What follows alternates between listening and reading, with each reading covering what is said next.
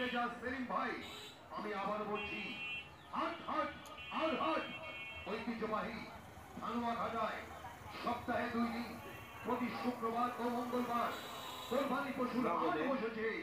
এই হাটে গরু মহিষ ছাগল সহ কোরবানি পশুর কেনাবেচা চলছে। দূর দূরান্ত থেকে আসা ব্যাপারী ভাইদের বিশেষ সুযোগ সুবিধা ও নিরাপত্তা প্রদান করা হয়। তাই এমন ভিডিও পেতে চ্যানেলটি সাবস্ক্রাইব করুন।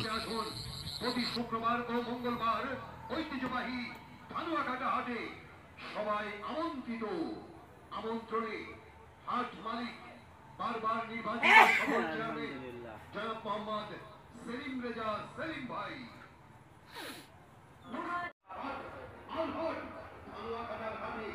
প্রতি শুক্রবার ও মঙ্গলবার বিশাল কুরবানি পশুর হাট বসেছে।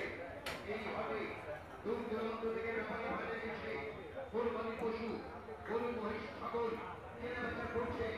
এলাকার ব্যাপারীও গৃহস্থ ভাইরা জানায় সাধারণ আমন্ত্রণ। আমাদের এই হাট বসে প্রতি শুক্রবার ও মঙ্গলবার ঐতিহ্যবাহী ধানুয়াঘাটার হাটে আপনারা সবাই আমন্ত্রিত।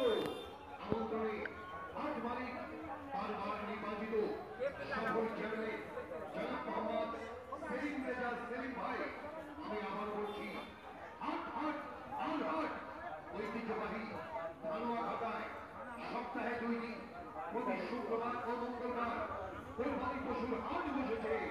এ হাটে গরু মহিষ ছাগল সহ কোরবানি পশুর কেনাবেচা চলছে। দূর দূরান্ত থেকে আসা ব্যাপারী ভাইদের বিশেষ সুযোগ হাট বসে প্রতি শুক্রবার ও মঙ্গলবার। MKS টিভি কাদের সরকার ধানুয়াঘাটা। আপনারা সবাই আমন্ত্রিত। আমন্ত্রণে হাট মালিক বারবার নির্বাচিত সফল চেয়ারম্যান জনাব মোহাম্মদ সেলিম রেজা সেলিম ভাই আমি আবার বলছি কোরবানির পশু কেনাবেচা করতে আসুন। প্রতি শুক্রবার ও মঙ্গলবার ঐতিহ্যবাহী ধানুয়াঘাটা হাটে সবাই আমন্ত্রিত। আমন্ত্রণে হাট মালিক বারবার নির্বাচিত সফল চেয়ারম্যান জনাব মোহাম্মদ সেলিম রেজা সেলিম ভাই।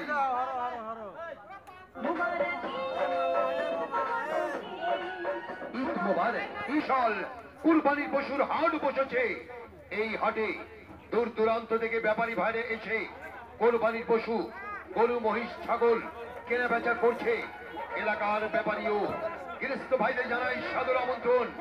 আমাদের এই হাট বসাট আর হাট ঐতিহ্যবাহী এমন ভিডিও পেতে চ্যানেলটি সাবস্ক্রাইব করুন।